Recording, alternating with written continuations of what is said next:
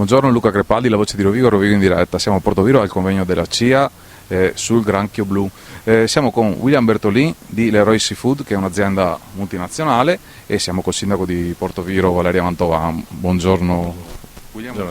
Buongiorno a voi.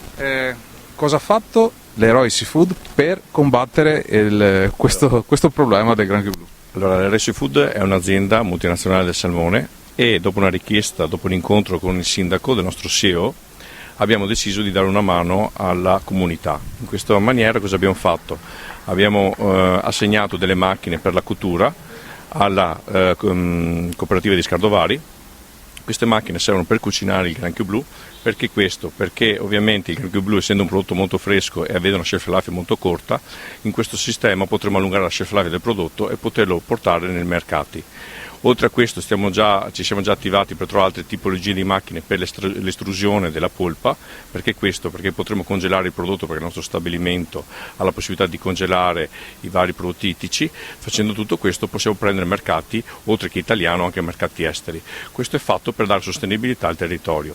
In questa maniera potremo dare un contributo a insegnare alla cooperativa di Scardovari a valorizzare il loro prodotto, quindi prenderlo, non darlo solo fresco, ma cucinarlo, quindi poterlo vendere in più realtà, quindi alla Oreca e alla GDO, e in questa maniera poi possiamo dare una mano noi facendo estrusione della polpa o vendendo tal quale il prodotto.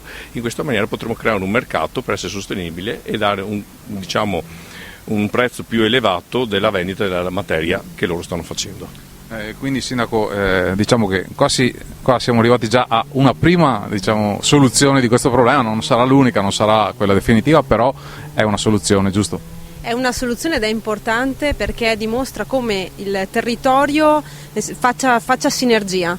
Infatti questo approccio di aiuto che la Leroy sta dando al Consorzio di Scardovari nasce da un incontro che è stato fatto con il loro CEO, in cui appunto avevo chiesto come potevamo aiutare i nostri pescatori proprio relativamente all'emergenza del granchio blu, e devo dire che tempestivamente un'azienda che si occupa di tutt'altro e che poteva voltarsi dall'altra parte ha invece scelto di darci una mano in questo senso. Quindi io li ringrazio pubblicamente, ringrazio Martin e ringrazio tutto lo staff che ha lavorato, compreso il loro laboratorio scientifico, per poi riuscire a creare questa filiera alternativa e soprattutto per dare in concessione queste macchine al Consorzio di Scardovari, che altrimenti sarebbero stati altri costi.